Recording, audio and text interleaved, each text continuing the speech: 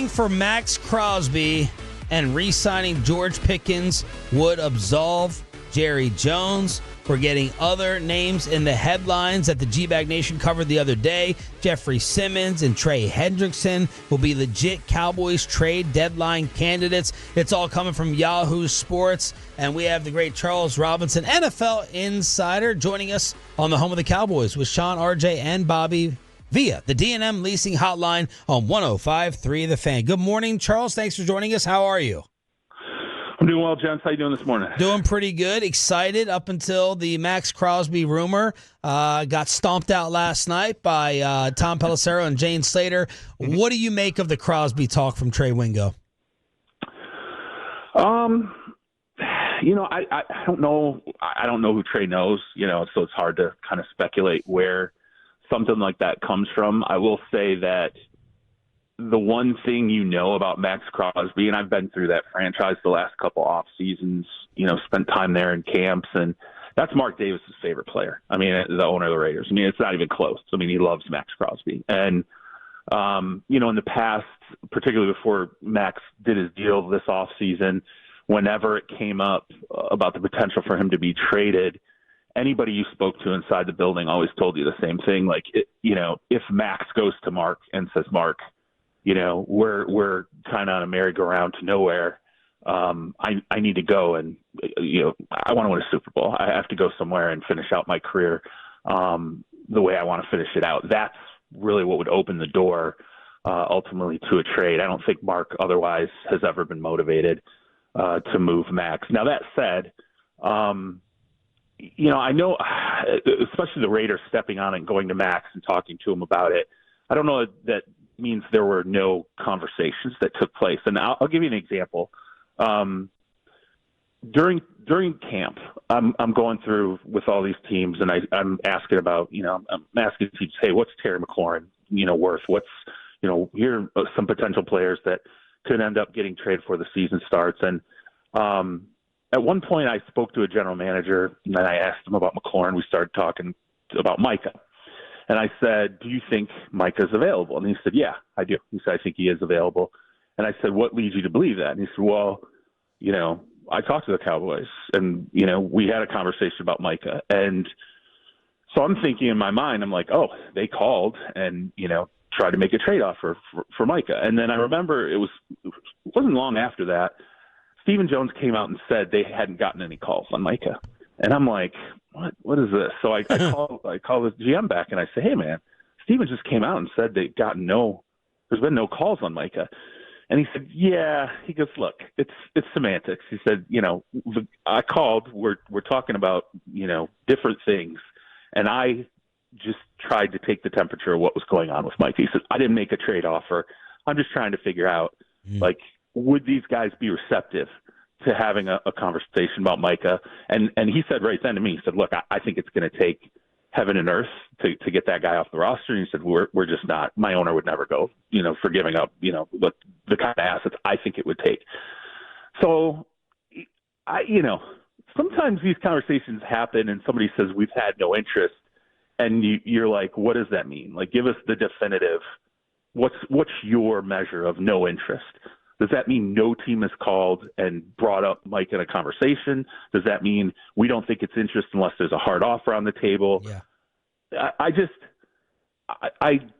flat out refuse to believe that the Cowboys have not had conversations about being active potentially at the deadline, particularly Steven, when he's had, when he's talked to other, GMs and team presidents in recent days. Because when I cast the net out there and said, okay, let me start looking around, seeing who's potentially available at the trade deadline, there was no doubt amongst multiple teams that they're like, yeah, the Cowboys, I don't think it's smoke what Jerry's saying about the flexibility and looking for a deal if it's there to be had.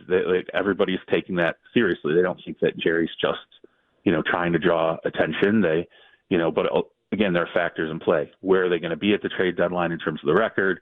Who's going to be available? Trey Hendrickson.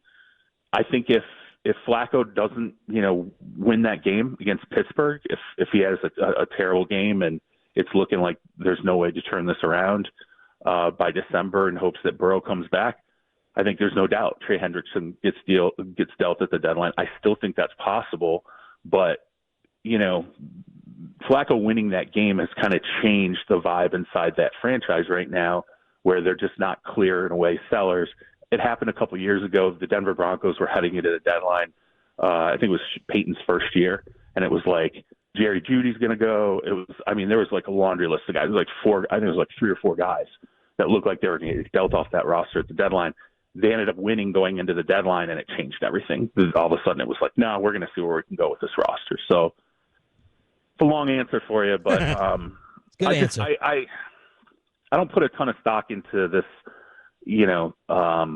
idea that, hey, the Cowboys haven't called anybody or there haven't been any conversations. And, I think there's some gymnastics that go on with phrasing and, things like that to mask really what's going on at the deadline. People still lie in this league. Yeah. Well, Jerry in the mic oppressor was like, yeah, I said it, but I wasn't going to tell you the truth. So there you go. Yeah. Lisa, you're like, okay, Yeah. Charles Robinson, Yahoo Sports, here on 105.3 The Fan. There's a headline here. I know you had a conversation with Andrew Siciliano, Frank Schwab. Trading for Crosby and re-signing Pickens would absolve Jerry Jones. Is that your opinion? Yes.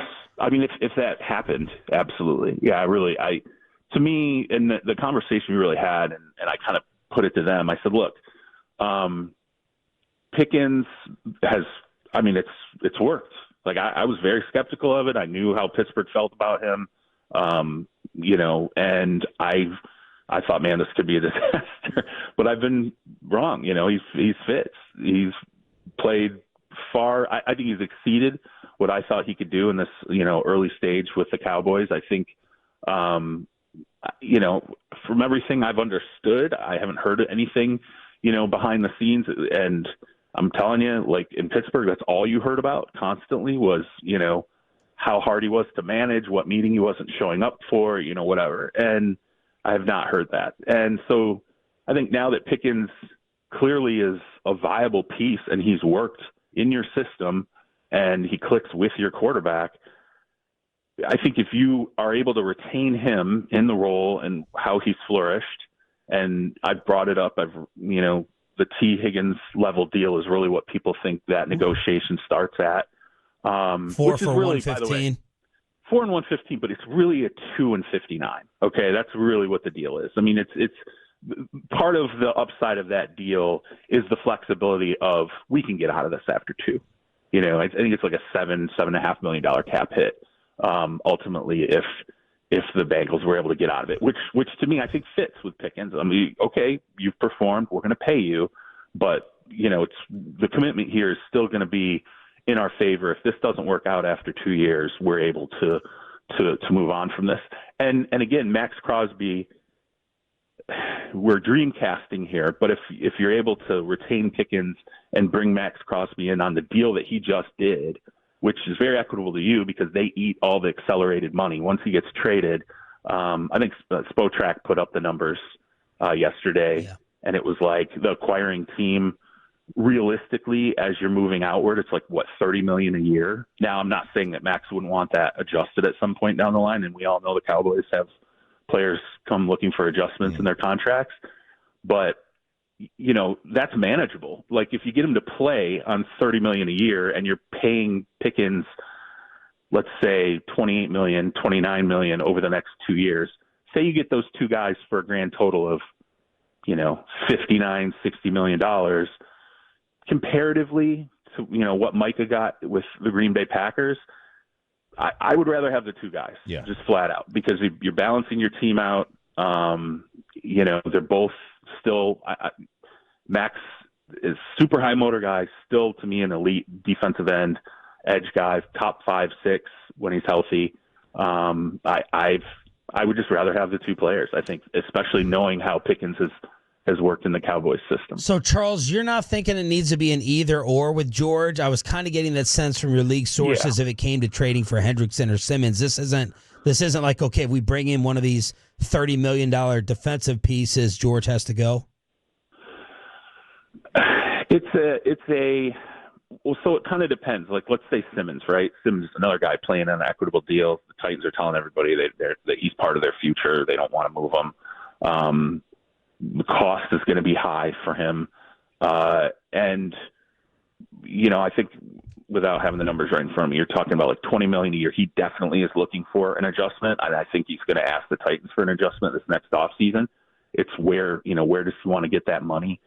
I don't think it's necessarily looking at the Cowboys cap table next year. There are enough big contracts that you can manipulate that money, obviously, converting some things into bonuses and just spreading it out.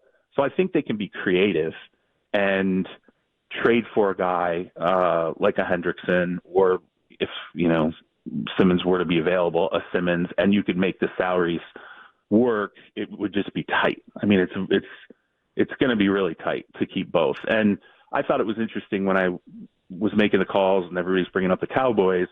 I had one guy, and it's in the piece, say like, hey, the Pickens deal really is maybe the driving force here at the deadline. Like, are they trying to maximize the few games they have left with him because they feel like, hey, he's just pricing himself out? Or are they, saying, well, we're going to commit to him, and maybe the number is going to be more than people expect, so that has to sacrifice what we can ultimately bring in because, let's say Pickens, there's no way in my mind, but I also thought no one would make this kind of money. Let's say Pickens wants a Monra plus. Let's say he wants 35, right? like there's just no way to me the Cowboys could do that kind of level deal with him and, be able to bring in a top-level defensive player who is going to want a contract adjustment and deal with both of those realities next season. Charles Robinson, Yahoo, join us here, 105 through the Fan. Is the thought around the league that the Cowboys are one player away, one defensive player, or more than that? And if it's more than that, do they have, is that something they can get in this deadline? I can't answer because I've never really asked that question about, like, what's your assessment of the Cowboys? It's just more sort of, what do you think their inclination is, And I think, people have heard Jerry from the start talk about, especially once he got the draft assets, like, hey, I don't have to be done here. And I think they believe that's true, that, and in particular, I think they see how Dallas's offense is playing right now, and they know how much money Dak is making, and in the realities of how other teams navigate their own salaries, you don't want to waste a year of Dak Prescott when you're paying him at this level, when you have the ability to add a defensive piece and hopefully maybe turn a quarter. But I think my thought process with other teams and how they look at the Cowboys, they probably have the same questions we have. Like, is this a coordinator issue? Is it a scheme issue? Like, is there something not fitting here? Are we going through are we seeing another, like, kind of Mike Nolan season unfold, and then there's going to be a change? And so, yeah, I mean, and when you ask those kind of questions, you don't often feel like you're, one player away. Like, you hear Jerry talk about Overshown, and I absolutely think that's going to have a positive impact if he comes in and he's healthy. Yeah. But I don't know that it changes everything, right?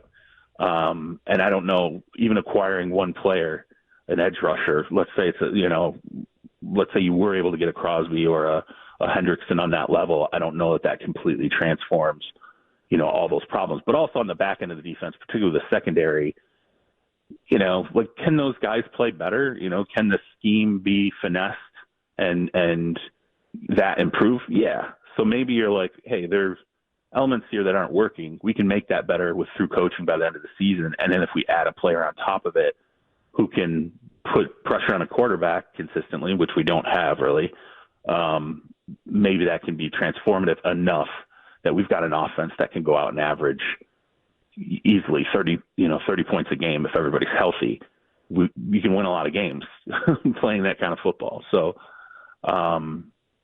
yeah, but to answer your question, I don't know what other teams necessarily assess the Cowboys roster is in terms of being like one player away or not. That's not, a lot of teams don't really function that way. They're just sort of like, what's the need? Do they have a need, and do we have an advantage here when it comes to who we have to offer? Fantastic stuff, Charles. We need longer for you next time. Thank you so much. You've given us a lot to talk about. Appreciate it. We'll have you back on soon.